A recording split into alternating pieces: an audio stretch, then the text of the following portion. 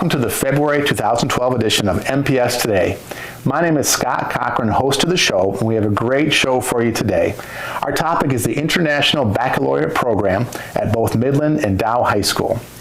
International Baccalaureate, also known as IB, involves a well-rounded curriculum and a way of thinking and teaching that truly prepares students to be college and career ready in the 21st century. We'll start off by talking with teachers Carol Neff and Sarah Pancost, who are the IB coordinators at both Midland and Dow High Schools. The MPS Minute will take a look at one of the IB science classes, and our final segment will feature a wonderful conversation with IB students talking about their Theory of Knowledge, or TOK, class. To start off our first segment, I'd like to welcome the Midland High School IB coordinator and social studies teacher Carol Neff, and the Dow High School IB coordinator and English teacher Sarah Pancost. Carol and Sarah, welcome to the show. Thanks, Scott. Now tell us a little bit about yourselves. How long have you been at your schools? What do you teach, and what have you been doing with the IB program? Well, I've been at Dow High for 12 years and started out as an English teacher. I've taught social studies some years, government, and then got the opportunity to teach Theory of Knowledge, or TOK, and loved that class and worked closely with the IB coordinator before me, Marilyn Brooks. Marilyn talked to me about taking the coordinator job, and because I loved TOK and it really excited me about IB, I was happy to take that duty on, and so now I teach English and Theory of Knowledge. And how long have you been the IB coordinator at Dow High School? A year and a half. Okay. Yeah. Great. So I'm an expert now. Of course. And Carol, how about you? Well, I started at Midland High in the fall of '91, teaching social studies, the humanities program for about 17 years, and government, sociology. Then I started, like Sarah, I started teaching the TOK class, and I also teach the 20th Century World Topics class. And when my predecessor, Amy Hutchinson, became assistant principal at Midland High, I agreed to become the coordinator, and we came on board at the same time. Yep. Great. Now, what type of IB classes may our 11th and 12th grade students take? Well, there's an IB class in every core area, then world language, Yep. Visual arts, music theory, and TOK. All right, so in addition to math, science, social studies, and English, to the other areas that you just mentioned, what's the difference for our students between taking an IB class and earning an IB diploma? To get the IB diploma, you have to take a class from each area, because the IB diploma really emphasizes balance across the curriculum. It's a balanced liberal arts curriculum. Okay. And it lets colleges know that this kid has taken a little bit of everything and is a well-rounded student. So a diploma recipient has done that along with the core of the program, which is our class, the Theory of Knowledge, and a community service component. And they write an extended essay, which is like has been described as a mini doctoral thesis at the high school level. So the kids have done all those things. If they become a diploma candidate, they can be in an IB class and get an IB certificate for an individual course. So anybody is eligible to take an IB class. Any 11th or 12th grade student is eligible. 11th or 12th. But in order to earn a diploma, you said all the areas. So there's 6 areas that students have to take classes in, right? So you have English, science, social studies, and math. And then there's 2 other areas. What would those areas be? You have another language. Okay. Yep. And then the arts. Yep. Okay, so they have to take at least one class in each of the 6 areas. And then they have an essay, the Theory of Knowledge class, and a service project and activities they have to be involved in. So they really are looking for someone that's academically balanced, but also thinking about the world outside of just themselves and their family and that sort of thing as well, right? Yep. Okay. Now, why IB? Why do you encourage students to work towards earning an IB diploma or to take a class or 2 along the way? Well, the philosophy of IB is really what drives my interest, and I know Sarah's interest as well. The emphasis on teaching the student how to think. Yes. To be independent learners, to look at things from multiple perspectives. And, everyone benefits from that kind of skill, working on that skill. And, if they would take a class, whether or not they tested in that class or not, because of the way the classes are structured, they would be getting more work in those areas, and it would just be a benefit to them. There's an emphasis on collaboration in IB classes too that I really like as a teacher. I think the teamwork aspect is important. I think it's the way the world is going, and application and teamwork are emphasized in those courses. So that's why we're both big fans of the IB program. Sure. And I first became a fan through teaching theory of knowledge at the core of the program and thinking this is a different way of looking at the subjects we value. So we really like that about the IB courses. Sounds like it's a combination of both a high or intense level of academic knowledge, because it's not as though they're easy classes, because they're certainly not. There's a lot of work involved. So they're high level academic classes, and at the same time, we're asking students to think about how they think about things and to make connections between subjects and to think about things on a larger level. Is that true? Very. Absolutely. And I think we know what's interesting. What I think of when I hear you talking about that is when we talk with local community members, business people, small business owners, big corporations, folks are talking about these exact kind of skills. They need and want future employees who are very smart and have a high level of academic success, but also are able to collaborate and work well with others and to be able to think for themselves and create new things that aren't there already. Yeah. It sounds like these classes prepare kids to do that. Absolutely. Yep. It's a class you have to be, those types of classes you have to be excited to teach as a teacher.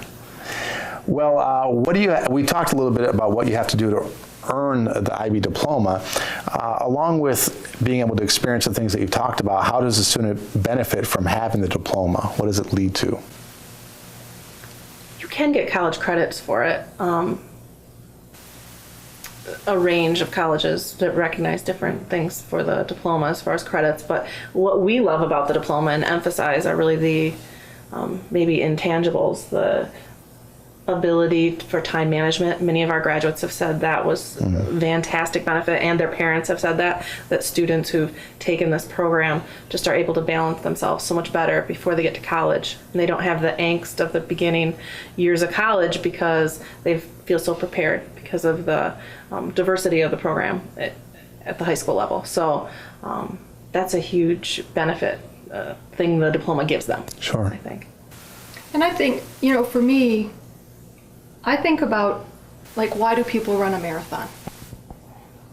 Why would you train to do that? And I don't think they train to run a marathon so they can get that ribbon at the end of it. And if they can cash that ribbon in for something. I don't think that's why someone takes on the challenge of a marathon. And I hope it's not the only reason that a student would take on the challenge of the IB diploma, but I think it is the challenge. I think it is the discipline that someone that's training for something like that would have to grow with. And I think it's what you learn about yourself while you're maybe under some stress and you are taking a difficult class in an area that you're not very strong in, but you're willing to do that. You're going to stretch yourself and you're going to strive for something that isn't necessarily right within your reach. You might have to go a little bit more with it. And that's what the kids get. They get that sense of accomplishment that they did it. And they learn so much about themselves and that they then carry on to their college years. The best thing for me is talking to the graduates when they come back, because Amy Hutchinson particularly, and I have continued her mantra of delayed gratification. And when they come back to see us, that's what they say. At the time, I wasn't sure, it was a lot, but I'm so glad I did it because I grew as a whole person. I had a student 2 days ago in class say, I took one of the classes required of the diploma and I never would have taken that normally. And she was kind of dragging her feet on it at the beginning of the year, and I talked a lot with her about that. And she said, now I'm so interested in it, I think I might want to pursue a career in that. Interesting. And the idea of taking all the subject areas really gets kids exploring that. I think it's wrong to narrow our kids in high school. And the diploma just gives them so many opportunities to explore outside of their realm of comfort sometimes, but in the end, it has such a great payback. Sure. So you talk about being college ready. Here you're talking about time management, about pushing yourself to be challenged by something that you didn't necessarily know that you could achieve. And as adults, I think we can all look back and see experiences where we pushed through and did something we didn't know we could do. that made us better prepare for the next time we were challenged. And what a great experience for our students to have. Wonderful. Well, how has teaching IB impacted you as a teacher? It's made me much more tuned into group processes, how my students communicate with each other, and the importance of conversation and what they can learn from each other. It's definitely, IB de-emphasizes the teacher being the all-knowing expert on the stage, and taps into the kids' interest and and what they can learn from each other. And so as a teacher, I'm so excited because I'm not always positive what directions my class are going to take because I don't know their wisdom and experience. And I think before IB, I was more concerned with my wisdom and experience than the class as a community. So community has been a huge emphasis now in my teaching. And community building and taking advantage of all members of the community. So that'd be present in your TOK classes, but also in the other classes that you teach now. Absolutely, in all classes, yes. Even not an IB class, but just, and many of our teachers who've been to IB training and may not be currently teaching an IB class report that the type of teaching and thinking that they do themselves as they consider their practice is much different. Can you think of some students that were not diploma candidates but took some IB classes or maybe just one IB class and talk with us a little bit about how that class or those classes benefited those students? I think right away when you ask that, I think of visual arts and what a neat process it is. Visual arts, the students produce work that they display at a show, and an external art evaluator comes in. And last year our art evaluator was a professor from Ohio who we flew in and that professor talked one-on-one with each kid. So the kid had a personal interview and a chance to defend their work, and it was a very collegiate type experience and almost a job preparation experience when you're talking to a stranger about something you've produced. And the kids are always so proud when they come out of those interviews. Yeah. It is very, very fun to be part of that process and to think what an interesting opportunity IB has provided the kids that we wouldn't think of flying someone in to do that otherwise. So all kids in that visual arts program just get exposed to something phenomenal. Yeah. I can think of a number of students who, particularly if they, if that's what their extended essay topic is in, psychology, or their extended essay topic is in the sciences, that it just excites them so much, and so then they leave us and they go off to their university and they have this passion for their subject area that it's just really neat to see. Neat. Yeah, I think we'll hear from a couple of students later in the show, and they're going to be talking a little bit about their extended essays. So curious to hear what they have to say about that. Now, talk a little bit about IB and AP. They're not the same thing, but how are they similar and how are they different from each other? Both of them can be very rigorous. Some people say AP is like almost like a college level class at the high school level, and that's true for our higher level IB classes as well. The higher level IB classes and the AP classes are very similar that way. There's a little difference in assessment. For AP, you take a test on one day, and that's your score is determined by that one test. For IB, your test is made up of teacher assessment, an example of your student work, and a test. So it's a 3-prong measurement of your performance. But we have 3 classes at both high schools. Our psych class, our physics class, and our calc class are combined AP, IB. Advanced bio too. And advanced bio. Yeah. So we have 4. And I think in many ways it's a nice marriage between the more content driven. I would say that AP is much more content driven, and IB is much more skill and process driven thinking. IB wants to help the kids learn how to think, and AP is more focused on knowing certain facts. So when you put those two things together, when I talk to a lot of our psychology students, they feel they got the best of both worlds. Oh yes, they like the marriage of those two. Yeah. Absolutely.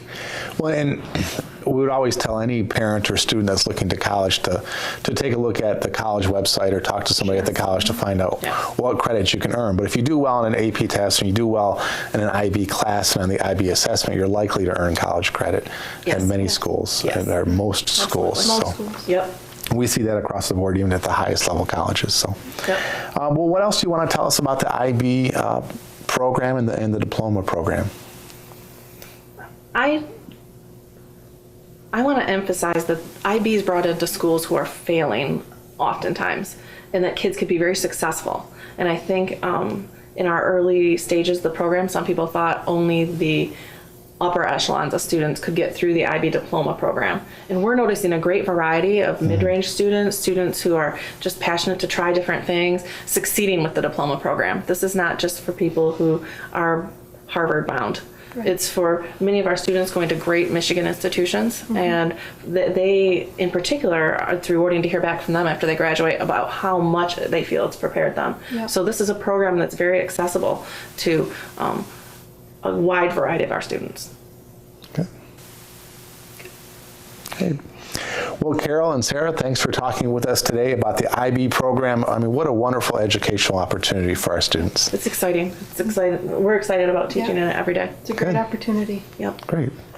Well, up next, the MPS Minute will highlight one of the IB science classes, and our final segment is a conversation that you won't want to miss. We'll sit down with theory of knowledge students and talk with them about their IB experience.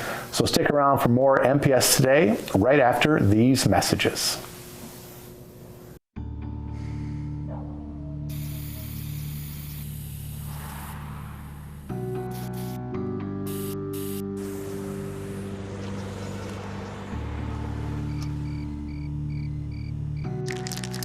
Turning a 20-foot wall into a canvas takes vision. So will getting into college. I've got what it takes. So do you. In Michigan, visit knowhowtogomichigan.org. I'm Nick Miller, and I'm in Miss LeBaron's first and second hour AP Bio class. And this science class is different from other science classes because, well, one, the instructor is different. Miss LeBaron, she really treats you like an adult, so you have a little more freedom, but with that there's more responsibility to like get your work done and stuff. And the class is 2 hours long, so in one day or in 1 week you go for 10 hours instead of the regular 5. But you're not in a classroom for 2 hours straight. Miss LeBaron's always trying to get you active, and you're always doing a lab or something new, and you're never doing the same thing for 2 hours straight. And she always gives you a nice break in between, which is nice. Gives you some chance to not only learn from lectures, but also get in the lab almost every day. And then also the IB portion of it brings in a whole design lab element, which really makes it a good preparation for college higher level science classes.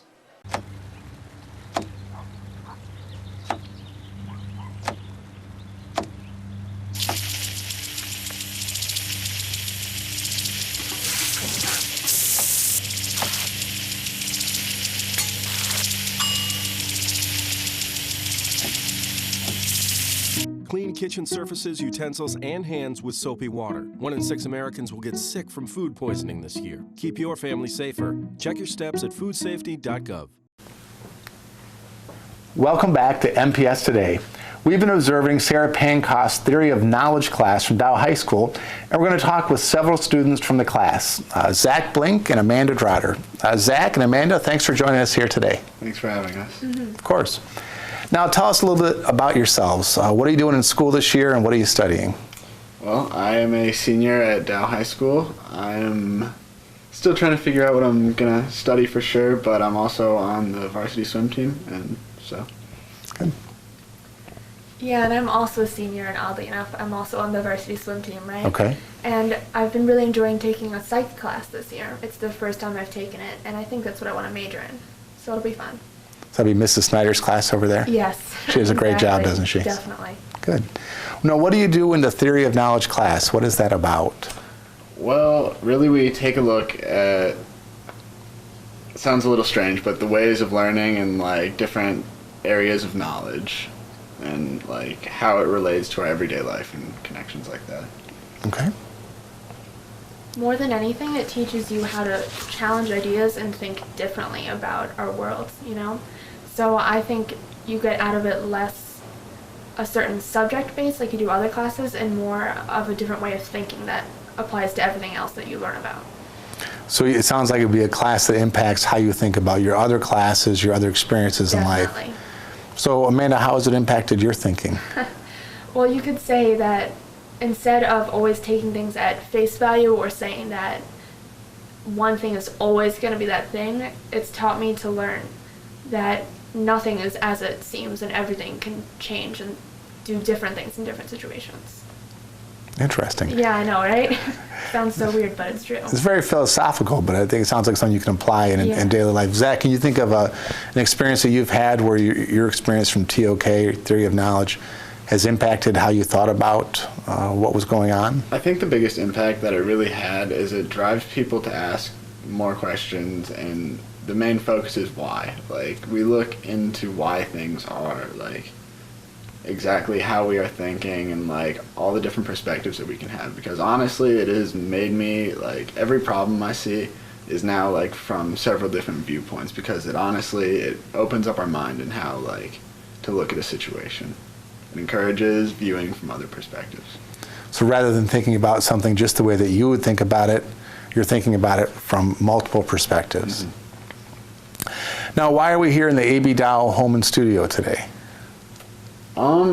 I think that Alderman Dow's philosophies on life are very well connected with our theory of knowledge, like lessons, and his philosophies were very relatable, like, to the class.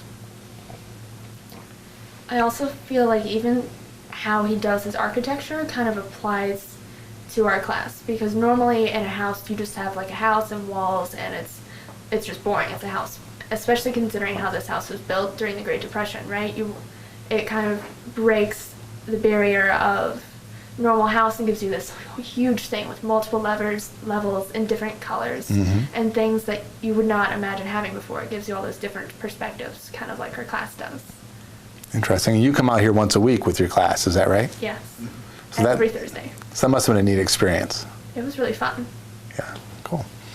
Now, tell me about your International Baccalaureate or IB status. Are you diploma candidates, or are you taking IB classes? What's your situation? I am not a diploma candidate, but I took this class based off of, like, recommendations from friends, because I said it would be something that I would like. Because, I mean, it was a very non-traditional, like, style of class, and, like, the best way that I could mean that. And I think that it's like, I don't take a lot of IB classes. Like, I've taken AP classes in the past, and I really think that this class has encouraged me to, like, try a lot harder and apply myself more, because it requires that extra level of work, but you feel a lot more accomplished after. So for me, like, the IB on the class just made it feel like more of an accomplishment, that it's something that I'm going through. So it's taken a lot of work, but you've enjoyed doing it. Yeah, and, like, I've benefited, and I've learned a lot, like, even when it comes to writing style and, like, just thought process. So. Have you taken other IB classes as well? I took the AP Psychology with Mrs. Snyder, as we talked about before. I took that last year, but other than that, no. So that's a class that applies to both AP and IB then? Yeah. Okay, yeah. Great. And Amanda, tell us about your IB experience. Well, I am a diploma candidate, which has made life been really interesting, because there are so few of us out of our class of seniors, right? So a lot of my friends will ask me, oh yeah, you're in that TOK class, right? You're actually doing the diploma? Whoa, that's weird. I'm like, no, it's not. It's actually this really great thing. Because, I mean, sure, it's kind of weird to think that I have 6 IB classes a day, but I don't think they're really that different. It might just be that's what I'm used to, but they're all really cool classes that apply to each other, and, like, I almost think of TOK as like a homeroom, right? Because even though it's at the end of the day, you connect everything to it, and you relate TOK to other classes, so all of your IB classes kind of connect and have the same themes and same writing styles and, like, the same kinds of assignments, which are all different than what I've had from other classes.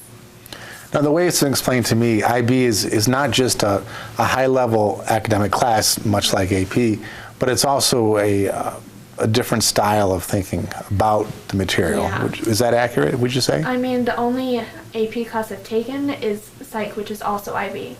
so I don't know very much of the AP aspect, but I know a lot of IB is that you don't always have to have them in high school at least. So it's the nice thing about it though is you can write it on whatever topic you want. So almost any TOK student you will meet will have a very different topic from the other. Like I know Zach's and mine are very different. Mine personally is on how paganism as a religion can become more accepted by society than it is today. Interesting. Yeah.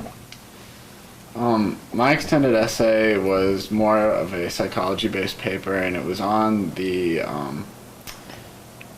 our own like moral preferences and like their ability to be shaped by authority. So I looked into like the Sanford prison experiment and like examples throughout history where people have been encouraged by others to do less than like moral, like I want to say activities, but you know, and like how they coped with that or what their reasoning was behind that. So it was really like looking into why people were thinking the way they are.